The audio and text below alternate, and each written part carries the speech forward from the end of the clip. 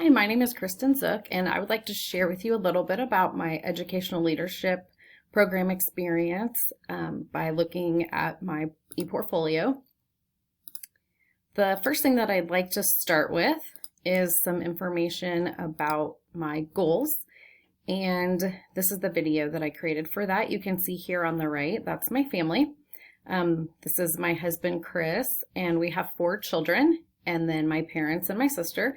My family is really important to me. We're very close, and we spend a lot of time together. So you can see I have a lot of goals that obviously revolve around my family and some activities that we enjoy doing together. Professionally, I have already attained some of my goals from when I first started this program, and that's really exciting for me. First was just that I want to work in the district office, working with curriculum and instruction. My path kind of took me on a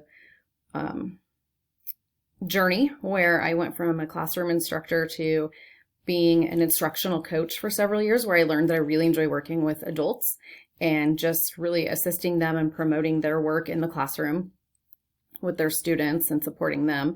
And so I, for the past couple of years, have been a curriculum coordinator. I was in Shawnee Mission for several years, and then now I am at Spring Hill.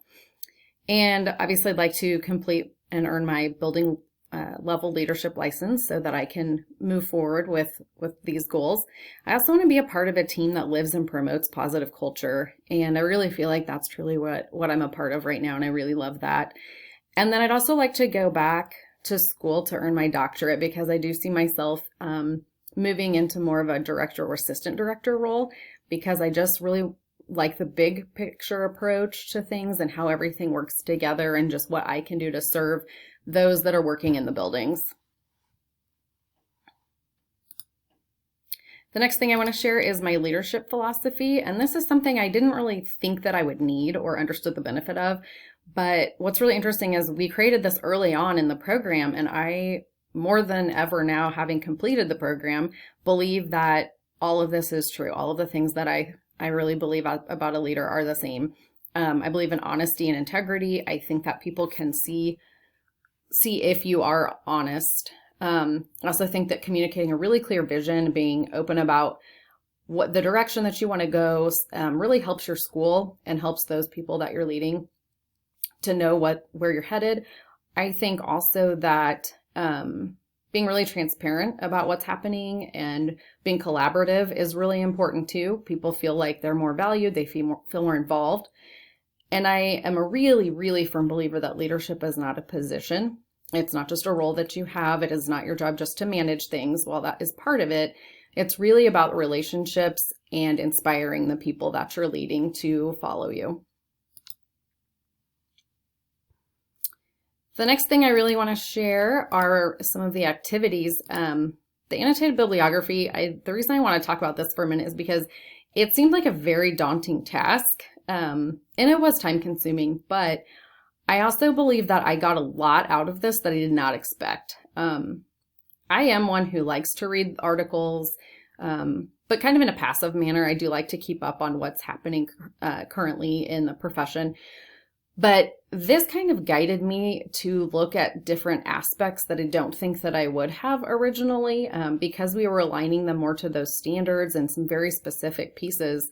It made me look deeper at those, and I really got a lot out of that, because there are places that I realized I did not know a lot about and that I need to. So I found this really beneficial. I found some research, some studies that had been done that I thought were really helpful, especially some of them about school improvement and like district strategic planning.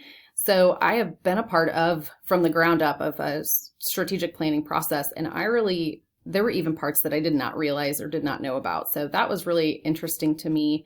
And then also the several articles on reflection, and I'll talk more about that later, but those were really eye-opening for me and really changed the way that I think about things. So I got a lot out of this. And then I want to share with you some of these activities. I actually am really proud of all the activities that I was able to participate in and lead. I think that I got some great experiences. So I cannot go over all of them here, but from the district level, I really want to highlight This first one, which was that strategic planning process that I just mentioned, the district was developing a new 5-year strategic plan, and I volunteered to participate on one of the teams. The one that I picked that I really was passionate about is Strategy 1, which is to reimagine teaching and learning. And that really is my passion. And the idea that we could reimagine it based on research and best practices just was really exciting for me. We collaborated with all different stakeholders. We had teachers, administrators, community members, board members, family members. Everybody was there participating, and it was very well organized. I just really got a lot out of it. And then later in the process, I was assigned as a team lead for the strategy that was to implement high-impact research-based instructional strategies that would be used to effectively teach essential competencies. So all the things that we had researched, and then being able to put it into practice and implement it. And this is still an ongoing process. And that was really a great experience for me. The next one that I'd really like to highlight here is right here. I was able to participate as the team, one of our team members. There were 7 of us from the district that, and various roles across the district, but we are the leaders for the equity, inclusion, and diversity team in our district. So we participated in a couple of different things, but this is particularly about the Kansas City Equity in Schools cohort. We worked with a group called Beloved, and the first way that we started to implement this is we did an equity audit of the district, all the different aspects, and then we're able to set some goals and a vision of what we wanted to see based on where we were. So that was just a really great opportunity for me, and I learned a lot through that process as well. The next thing that I'd like to share is from the elementary level.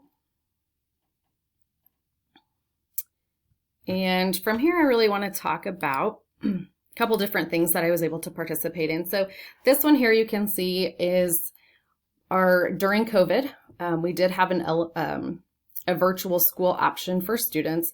And I was actually able to work with the principal from the remote school, the elementary remote school, on setting some school norms for those teachers, because it was a group of teachers who had never worked together before, and they'd never worked together in this environment.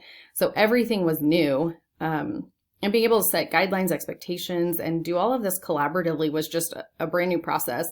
And so I was really fortunate to be able to work with her on that and with those teachers, and then also to do classroom visits. So this is a video here that you can see on just popping into those classrooms, being able to see the work in action. And then also we would have regular meetings to just make sure everyone's following the norms, making sure that we're being supportive as much as possible as well.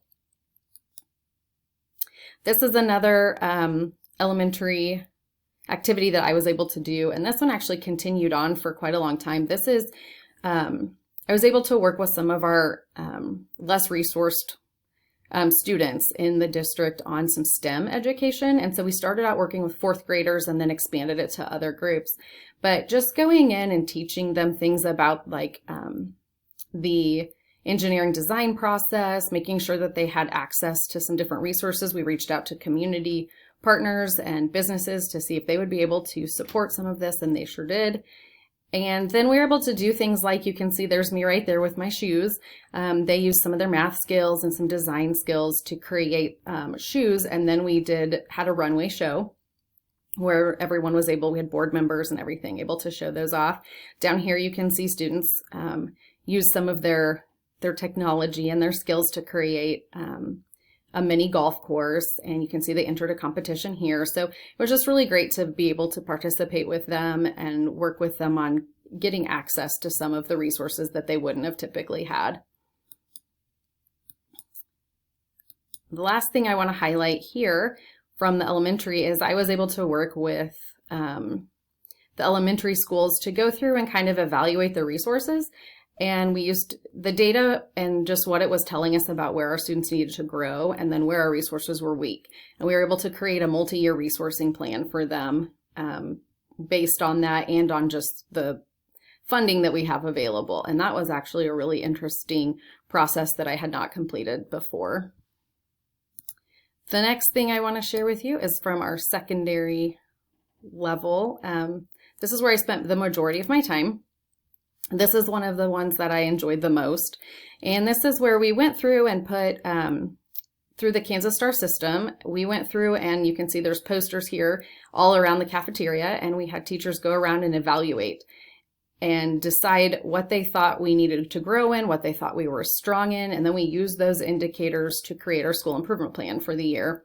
And we did refer back to them repeatedly. We made all of our activities, goals, professional learning for the year revolved around those things. And so that was really great for me to see just how a needs assessment can guide a school improvement plan, and then how everything ties back to that. Another thing that I'd like to highlight here is a co-teacher training that I led. And I actually worked with the teachers in partnership. So we had the special education teacher and the general education teacher go through this training together.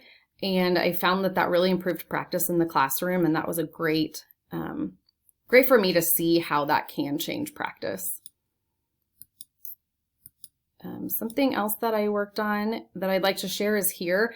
This is some community outreach that we did. So when we were implementing the IPS, the individual plans of study for students to create and work on during advisory, I was able to kind of build this and then communicate that to the families, and then provide opportunities for them to come in and learn and work with our counselors on how to grow that, how to be more involved in their students' education and those different things. So this is a letter here that I had sent home with everyone just to show that. And then also I was able to work on the secondary new teacher mentor program.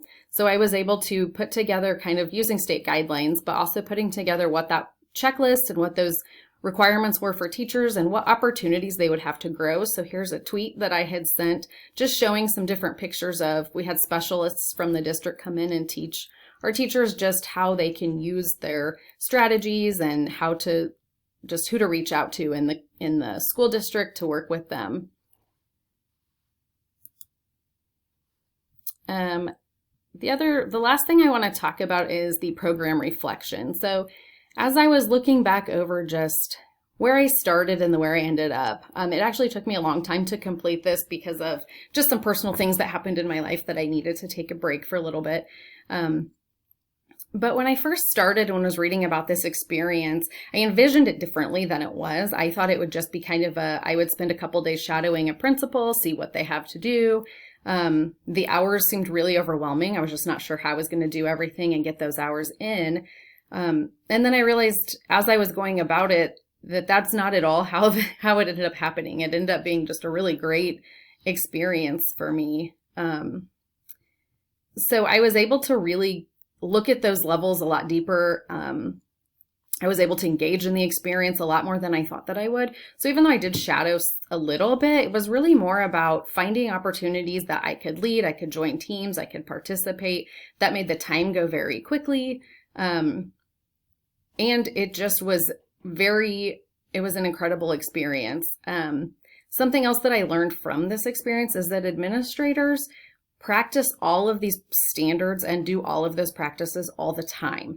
So it isn't something where I wasn't there a certain day, so I was unable to see something. Even things like a mission and vision. The principals maybe create those early on, but everything that they do leads back to that and refers to that, and that is their lens for how they view things.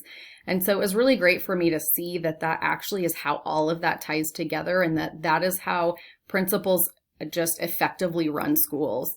I also found that principals need support. So they need a strong staff. They need to collaborate a lot because there is no way that a principal can do all of those things. So that was something that's eye-opening to me, is although they are very impactful and very important, they don't single-handedly run all of these things. And this experience taught me so much more about how to be an innovative school leader and what I want to do, who I want to be. And if I'd experienced this through a very passive way, like I originally thought it was going to be, I wouldn't know that. So being able to engage in all of these opportunities helped me learn my strengths and my weaknesses and who I want to be and where I want to grow. So I appreciate the program and everything that it did for me. And it was a great experience. Thank you.